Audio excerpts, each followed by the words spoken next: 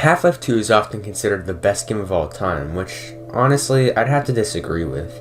I've had a lot more fun with other shooters, and while this game really is innovative, especially for its time, I don't think any game should objectively be considered the best game of all time.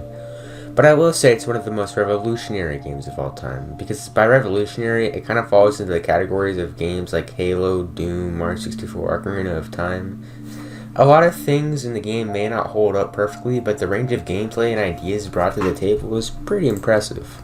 The big innovation here was the Source engine, the engine they used to make the game, and this engine had laid down the groundwork for many critically acclaimed games to come. Portal, Left 4 Dead, CSGO, TF2, and most notably Gary's mod, all expanding on the blueprints that Half-Life 2 put down. A lot of that has to do with the physics and combat engine. The physics engine was pretty cool, letting you be able to interact with the environment more, which can let you get more immersed in the world and get more creative with the battles it offers. The graphics are great, especially for the time, and the way the world is set up atmospherically is just amazing. Take the beginning of the game for example. You start on a train, and instead of there being some big action scene taking place to start things off, it just lets you watch everything that's going on in the world, talking to the characters, interacting with objects, and seeing all the really cool implications they add to the world, immediately immersing you into the story. There's never really any exposition dumps, it just sets up each piece one at a time. After getting off the train station and looking at City 17's oppressive environment, they make it obvious your enemy is going to be the Combine because you know their oppression of the citizens. It doesn't need some big cutscene showing how everything happened and what their big evil plot's going to be because it's all implied through visuals. This is an easy example to show that one of Valve's strong suits has been showing the story through the player's eyes rather than directly telling them what happened. They're honestly some of the best and most memorable characters out there because listening to them deal with the situations you're up against really sells the telling the story through your eyes thing. Eli, the head of the group, is a scientist trying to fight back, Barney starting a resistance, Brain, the untouchable evil ruling above, Judith, Father Grigori, who's just a fun character all around, and the obvious highlights Alex and the G-Man. I want to talk about these two in specific because they really make the game something special. Alex is just such an endearing and likable companion, it really adds to the bigger and more emotional moments in the story. And my personal favorite, the elusive G-Man, is what keeps the game shrouded in mystery. You always see him pulling the strings, but you never know what he's doing, wondering what the big picture is throughout the entire game. It's probably why there's so many fan theories to their games, because a lot of things are left up to the imagination, but the story never feels weak. It's not just the story they do this type of stuff with, it's also with the level design. When you first get the pistol, you're pitted up against the Combine, letting you figure out how they attack and how you fight back. You find one of these fire barrels and learn they blow up when you shoot at them, and they merge them together, and you learn, instead of wasting my ammo and my health taking out this entire group, I could just shoot the barrel and blow them all up. Or when you get a new weapon, like the grenades for example, they immediately give you an example of how you could use the grenades effectively through the next part of the level without having to give you a tutorial menu. But speaking of the combat, it's probably one of Half-Life 2's biggest weaknesses. Not only is it a downgrade from the amount of weapons you had in the original, but the variety is also downgraded. A perfect example of this is in the first Half-Life. You had regular grenades, trip mines, C4, and a rocket launcher. But in Half-Life 2, there's only the standard grenades and the rocket launcher. The only noteworthy thing they added in this game was the gravity gun, which is Half-Life 2's claim to fame. The gravity gun is seriously the coolest. It's basically a physics-based weapon that allows you to pick up any object in the game that isn't a part of the level and shoot them back. It's honestly the most versatile weapon I've ever seen in any game, period. You can use it for puzzles like this one where you had to get across toxic waste with the limited objects, and for combat, you could pick up enemy grenades and blast them back at them, take any dangerous object like mines, barrels, blades, and shoot them at enemies and kill them that way. And I even found in some moments when I was low in health but the enemy was nearby, I could use the gravity gun to pull a supply crate over to refill my health. So while the gravity gun is truly amazing and another one of Valve's many innovations, it's seriously the only cool weapon. Everything else just feels like standard FPS weapons. Pistol, SMGs, snipers, shotgun, grenades, rocket launcher, and this Combine assault rifle, which is just a better SMG.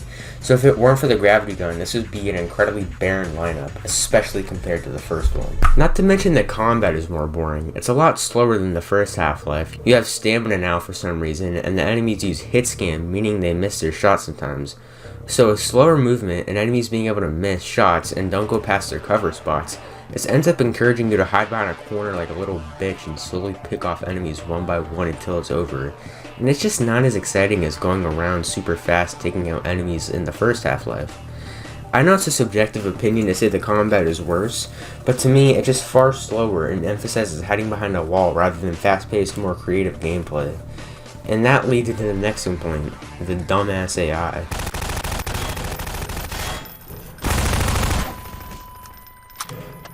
The AI is just really bad. I ended up starting my playthrough on normal mode and it was just super easy. I'd have a lot of moments where the enemy would stare at me for seconds before I'd do anything, making it incredibly easy to wipe them out with no consequences. You didn't even have to come up with a strategy to take them out, you could just walk up to them and shoot them with zero consequence for being bad. I finally turned it on to hard mode so that way you were punished for playing stupidly and had to actually try in a fight to win against them. And while a good amount of the time when I died it was due to me being bad resulting in a loss, there were a few times where it felt deliberately cheap. Like, it just feels like sometimes it takes way too much ammo to take out an enemy and their fire rate seems way faster than yours sometimes.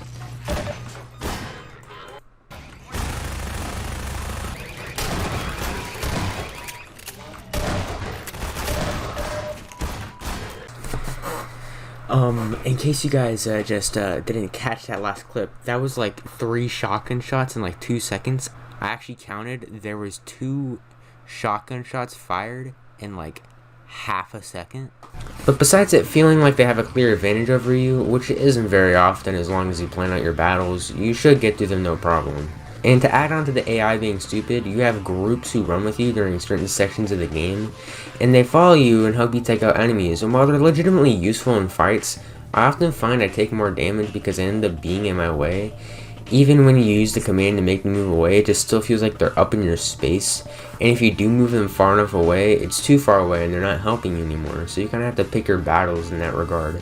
But even though I just spent a while bitching about the combat and the enemies being worse than the original, it does have a lot of potential due to the creativity of the source engine and the level design that's provided.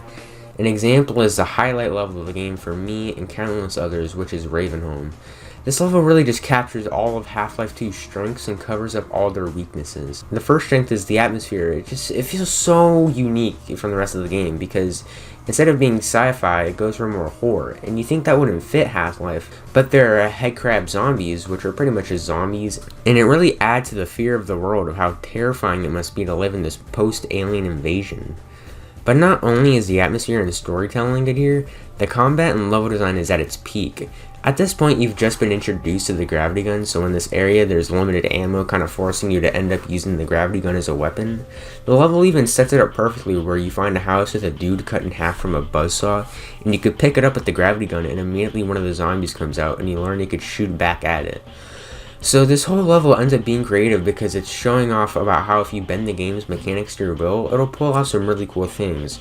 So with the creativity of the source engine and the dreamlike level design and atmosphere of this level, and stripping away the underwhelming parts of the combat, you got yourself a masterpiece level.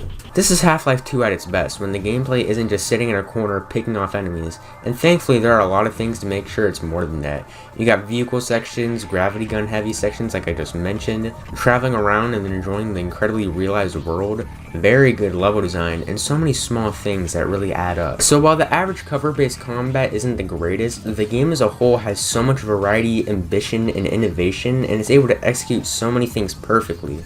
It may not be the most fine-tuned experience you'll ever have, but all things considered, I can understand why so many people consider this the most memorable and best game of all time.